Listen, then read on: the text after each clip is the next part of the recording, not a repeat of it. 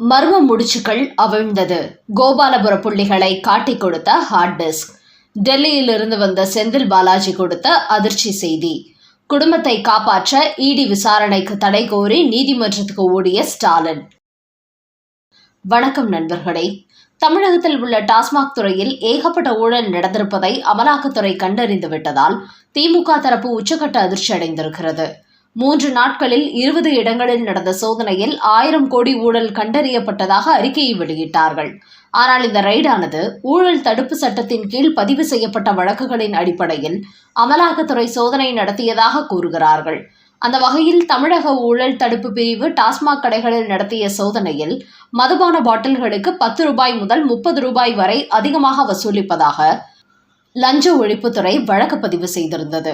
அதேபோன்று மது ஆலை உரிமையாளர்கள் டாஸ்மாக் அதிகாரிகளுக்கும் ஆளுங்கட்சியினருக்கும் லஞ்சம் கொடுத்து வந்தது, விற்பனையை குறைத்து காட்டியது, லைசன்ஸ் இல்லாமல் சட்டவிரோதமாக பார்கள் நடத்தியது உள்ளிட்ட பல பிரிவுகளின் கீழ் ஏற்கனவே தமிழக லஞ்ச ஒழிப்புத்துறை டாஸ்மாக் மீது வழக்கு பதிவு செய்து விசாரணை நடத்தி வந்தது. இதுபோன்ற ஆதாரங்கள் அடிப்படையில்தான் அமலாக்கத்துறை டாஸ்மாக் துறைக்குள் இறங்கியதாக கூறியுள்ளார்கள். இந்த விவகாரத்தை வைத்துதான் தற்போது டாஸ்மாக் விவகாரத்தில் திமுக ஒரு ட்விஸ்ட் அடித்துள்ளது. அதாவது இன்றைய தினம் தமிழக டாஸ்மாக் துறை சார்பில் அமலாக்கத்துறையின் இந்த நடவடிக்கைக்கு தடை விதிக்க வேண்டும் என்று ஒரு வழக்கு தொடுத்துள்ளார்கள். அவர்கள் அளித்த மனுவில் என்ன கூறப்பட்டுள்ளது என்றால், தமிழக அரசின் அனுமதி இல்லாமல் டாஸ்மாக் சம்பந்தமாக சட்டவிரோத பணப்பரிமாற்ற தடை சட்டத்தில் நடவடிக்கை எடுப்பதற்கு தடை விதிக்க வேண்டும் என்று கோரிக்கை வைக்கப்பட்டுள்ளது. அது மட்டுமின்றி விசாரணை என்பதன் பெயரில் டாஸ்மாக் துறையின் அதிகாரிகளையும் மதுபான ஆலை உரிமையாளர்களையும் துன்புறுத்துவதற்கு தடை விதிக்க வேண்டும். அதோடு கடந்த 3 நாட்கள் டாஸ்மாக் துறையில் அமலாக்கத்துறை நடத்திய சோதனையில் அவர்கள் பறிமுதல் செய்த அத்தனை ஆவணங்களும் சட்டவிரோதமானது என்று அறிவிக்க வேண்டும் என அந்த மனுவில் தெரிவித்திருக்கிறார்கள். இந்த மனு குறித்த விசாரணை சென்னை உயர்நீதிமன்றத்தில் விரைவில் விசாரணைக்கு வரவுள்ளது. இப்படி அமலாக்கத்துறையின் ரெய்டுக்கு பிறகு விசாரணை நடைபெற்றுக் கொண்டிருக்கும் இந்த நேரத்தில் திடீரென்று டாஸ்மாக் சார்பில் நீதிமன்றத்தில் வழக்கு தொடுத்திருப்பது பல்வேறு கேள்விகளை எழுப்பியிருக்கிறது. குறிப்பாக நேற்று இரவுதான் டாஸ்மாக் துறை அமைச்சர் செந்தில் பாலாஜி டெல்லி சென்றிருந்தார்.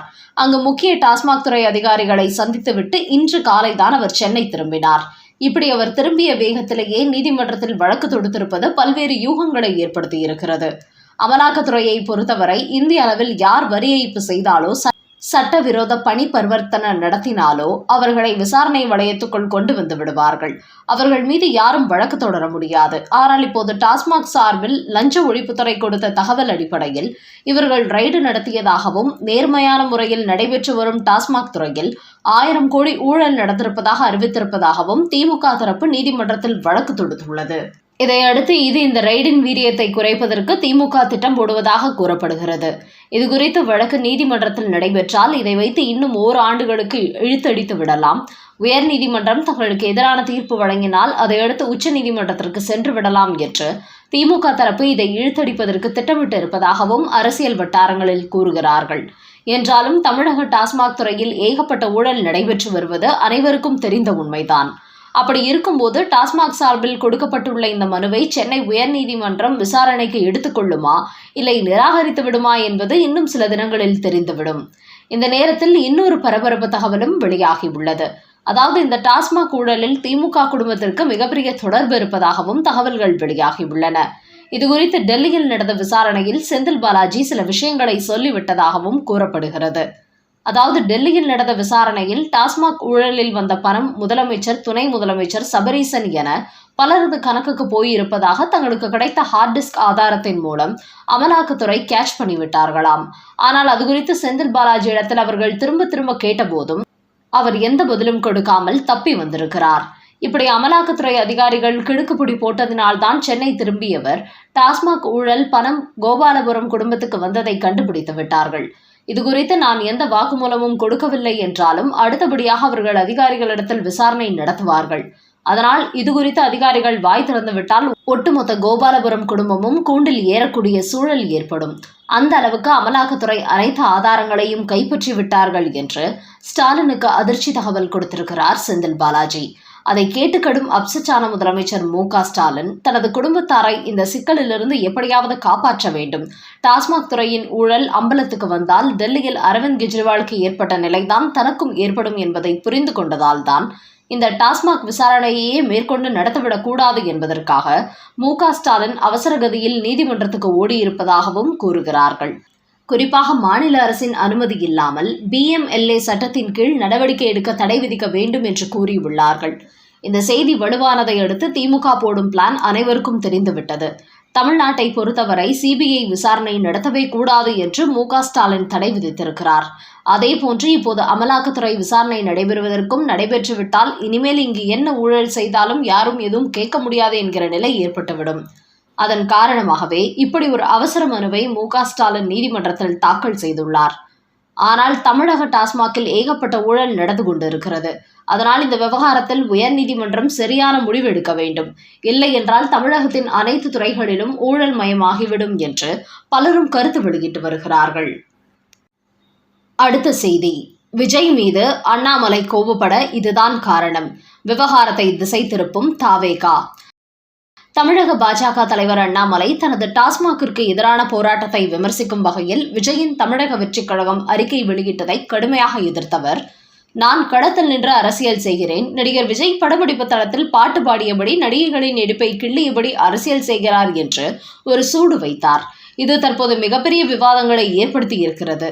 இந்த நிலையில் தமிழக வெற்றிக் கழகத்தினர் அண்ணாமலை இப்படி விஜயை கடுமையாக விமர்சனம் செய்ததன் பின்னணியில் வேறு ஒரு காரணம் இருப்பதாக அதை திசை திருப்பி வருகிறார்கள்.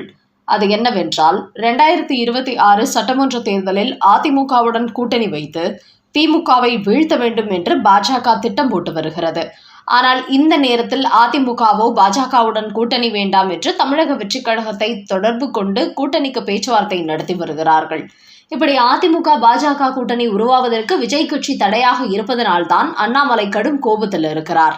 அந்த கோபத்தின் காரணமாக தான் அவர் விஜயை இப்படியெல்லாம் விமர்சனம் செய்கிறார் என்று ஊடகங்களில் செய்தி வெளியிட்டு வருகிறார்கள்.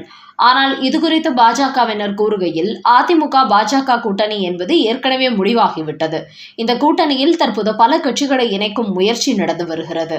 அதோடு ஆரம்பத்தில் விஜயின் தமிழக வெற்றிக் கழகத்துடன் பேச்சுவார்த்தை நடத்திய எடப்பாடி பழனிசாமிக்கு விஜய் பல அதிர்ச்சிகளை கொடுத்துவிட்டார்.